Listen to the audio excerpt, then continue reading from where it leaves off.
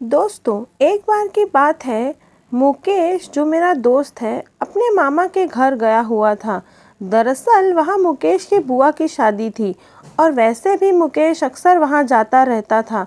पर वहाँ जाकर वो एक ही बात बार बार पूछता था कि ऊपर छत वाला कमरा हमेशा बंद क्यों रहता है। तो जवाब में उसे एक ही बात सुनने को मिलती, वो स्टोर रूम है इसलिए बंद रहता है। पर यहाँ आप सभी एक बात ध्यान रखना, और बात यह है कि बच्चों को अक्सर जिस चीज़ के लिए मना करो वो वही काम ज़रूर करते हैं। घर में खुशी का माहौल था। अक्सर शादी ब्याह में घर पर कोई रिश्तेदार आ जाते हैं तो सोने की व्यवस्था थोड़ी अलग होती है। उन दिनों गर्मी भी बहुत थी तो पहली रात मुकेश ने जैसे तैसे नीचे गुजार ली, पर उसका मन अब भी वहीं ऊपर वाले कमरे में था। अगर ऊपर का कमरा खुला होता तो वो अपने दोस्तों के साथ ऊपर ही सो जाता। दूसरे दिन मामा को घर से बाहर जाना पड़ा तो मुकेश ने चुपचाप मामी से चाबी ये कहकर ले ली कि मामा ने कहा है कि वहाँ कुछ सामान है जो निकालना है। मामी इतनी बिजी थी कि काम के चक्कर में भूल गई और चाबी मुकेश को दे दी।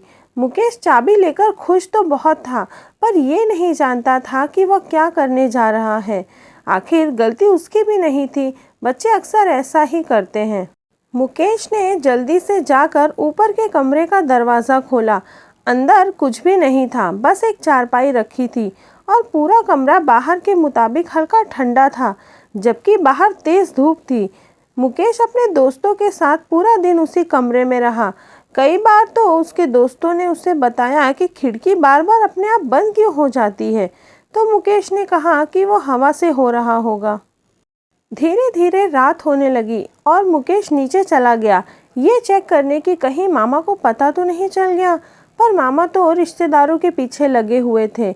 मुकेश चुपचाप ऊपर के कमरे में जाकर लेट गया और तब तक मुकेश के दोस्तों को भी नींद आ गई थी।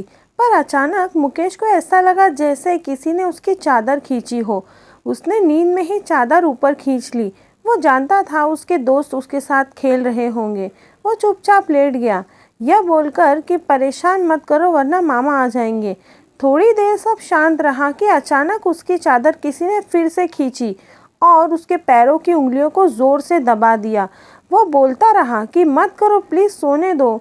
तभी एक काला साया उसके चेहरे के पास से गुजरा और वो जोर से चिल्लाया। उसकी आंखें बंद थी तो उसके दोस्तों ने उसको उठाया और बोलने लगे कि क्या हुआ मुकेश, क्या हुआ। उसके पूरे चेहरे पर पसीना था, वो डर के मारे कुछ बोल नहीं पा रहा था।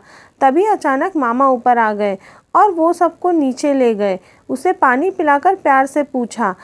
तब मुकेश ने सारी बात बताई। वहाँ खड़े सारे रिश्तेदार डर गए।